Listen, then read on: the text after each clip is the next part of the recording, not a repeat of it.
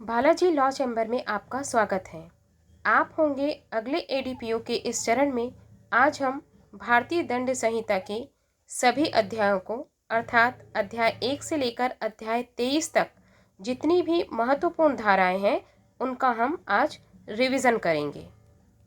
जैसा कि आप सभी जानते हैं, भारतीय दंड संहिता 1860 में 1 से लेकर 23 तक अध्याय हैं तथा कुल मिलाकर 511 धाराएं हैं।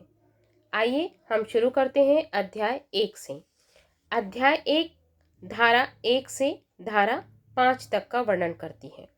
धारा 1 में संहिता का नाम और उसके प्रवर्तन का विस्तार है। धारा 2 भारत के भीतर किए गए अपराधों का दंड बताती है, जबकि धारा 3 भारत से परे किए गए किंतु उसके भीतर विधि के अनुसार विचारणीय अपराधों के दंड का प्रावधान बताता है। धारा 4 राज्य क्षेत्रातीत अपराधों पर संहिता का विस्तार है तथा धारा 5 कुछ विधियों पर इस अधिनियम द्वारा प्रभाव न डाला जाना। अब हम आ जाते हैं अध्याय 2। अध्याय 2 साधारण स्पष्टीकरण से संबंधित है। अध्याय 2 धारा 6 से लेकर धारा 52 क तक है। इसकी महत्वपूर्ण धाराएं हैं। धारा 8 लिंग, धारा 9 वचन, धारा 10 पुरुष स्त्री, धारा 11 व्यक्ति, धारा 12 लोक, धारा 17 सरकार, धारा 18 भारत, धारा 19 न्यायाधीश, धारा 20 न्यायालय, धारा 21 लोक सेवक, धारा 22 जंगम संपत्ति, धारा 23 सदोष अभिलाप सदोष हानि, धारा 24 बेईमानी से, धारा 25 कपटपूर्वक, धारा 28 कूटकरण, धारा 29 दस्तावेज, धारा 29 का इलेक्ट्रॉनिक अभिलेख, धारा 30 मूल्यवान प्रतिभूति, धारा 31 विल, धारा 33 कार्य लोप, धारा 34 सामान्य आशय को अग्रसर करने में कई व्यक्तियों द्वारा किए गए कार्य। इसके बाद हम सीधे आ जाएंगे धारा 39 में स्वेच्छया, धारा 40 अपराध, धारा 41 विशेष विधि, धारा 42 स्थानीय विधि, धारा 44 क्षति, धारा 45 जीवन, धारा 46 मृत्यु, धारा 49 वर्ष मास, धारा 50 धारा को परिभाषित करता है, धारा 51 शपथ, धारा 52 सद्भाव पूर्वक और धारा 52 का संश्रय। अध्याय 3 दंडों के विषय में। यह अध्याय धारा 53 से लेकर धारा 75 तक है। धारा 53 दंड, धारा 54 मृत्यु दंडादेश का लघुकरण, धारा 55 आजीवन कारावास के दंडादेश का लघुकरण, धारा 55 का समुचित सरकार की परिभाषा, धारा 63 जुर्माने की रकम, धारा 64 जुर्माना नहीं देने पर कारावास का दंडादेश, धारा 65 जबकि कारावास और जुर्माना दोनों आदिष्ट किए जा सकते हैं तब जुर्माना न देने पर कारावास की अवधि, धारा 66 जुर्माना न देने पर किस भांति का कारावास दिया जाए, धारा 67 जुर्माना न देने पर कारावास जबकि अपराध केवल जुर्माने के दंड से दंडनीय हो, धारा 71 कई अपराधों से मिलकर बने अपराध के लिए दंड की अवधि, धारा 73 एकांत परिरोध, धारा 74 एकांत परिरोध की अवधि। अध्याय 4 साधारण अपवाद के संबंध में है, जिसमें कि धारा 76 से लेकर धारा 106 तक का वर्णन किया गया है।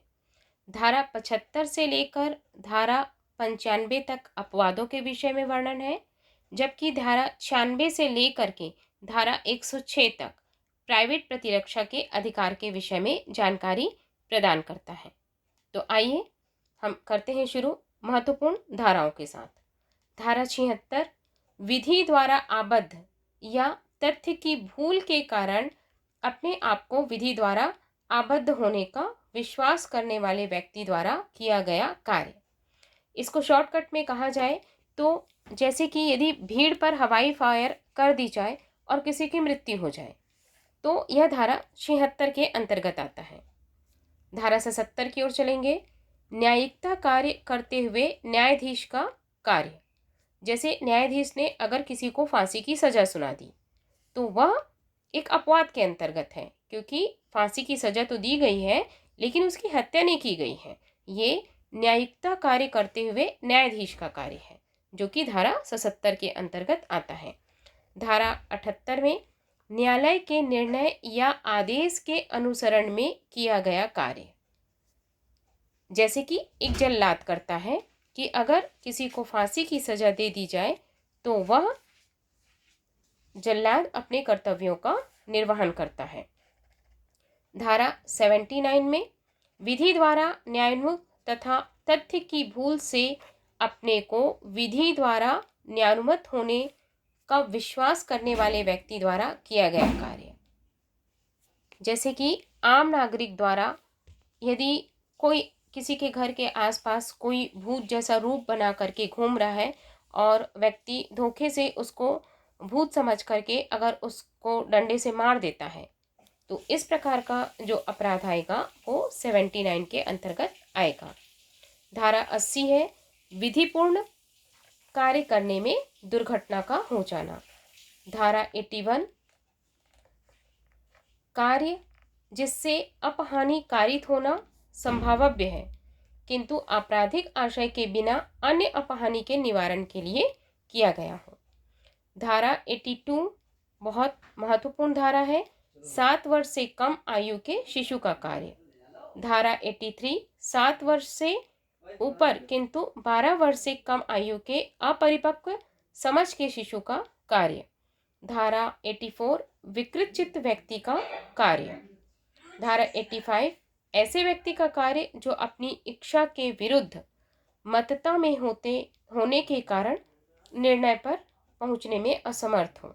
धारा 86 किसी व्यक्ति द्वारा जो मतता में है किया गया अपराध जिसमें विशेष आशय या ज्ञान का होना अपेक्षित है। धारा 87 सम्मति से किया गया कार्य जिसमें मृत्यु या घोर उपति कारित करने का आशय न हो और न उसकी संभाव्यता हो का ज्ञान हो, जैसे कि WWF खेलते हैं और उस समय किसी को चोट लग जाती है, ये धारा 87 के अंतर्गत आता है। इसके बाद हम देखेंगे इसमें प्राइवेट प्रतिरक्षा के अधिकार के अंतर्गत धारा 96 प्राइवेट प्रतिरक्षा में की गई बातें। धारा 97 शरीर तथा संपत्ति की प्राइवेट प्रतिरक्षा का अधिकार बताता है। इसके बाद है धारा 100 शरीर की प्राइवेट प्रतिरक्षा के अधिकार का विस्तार और धारा 103 संपत्ति की प्राइवेट प्रतिरक्षा के अधिकार का विस्तार बताता है। इस प्रकार ये अध्याय 4 से संबंधित कुछ महत्वपूर्ण धाराएं थीं। अब हम चलते हैं अध्याय 5 और अध्याय 5 क की ओर। अध्याय 5 दुष्प्रेरण के संबंध में बताता है, जिसमें कि धारा 107 से धारा 120 तक है, और वहीं अध्याय 5 क आपराधिक षड्यंत्र से संबंधित है, जिसमें कि धारा 120A और धारा 120B है। तो धारा अध्याय 5 में जो कि 107 से 120 तक है, इसमें 2 ही धाराएं महत्वपूर्ण हैं। धारा 107 किसी बात का दुष्प्रेरण और धारा 108 दुष्प्रेरक। 120A आपराधिक षड्यंत्र की परिभाषा बताता है, तो वहीं 120B आप दोस्तों वीडियो बहुत अधिक लंबा हो जाएगा, इसलिए हम इसे 2-3 पार्ट्स में करके ख़त्म कर लेंगे।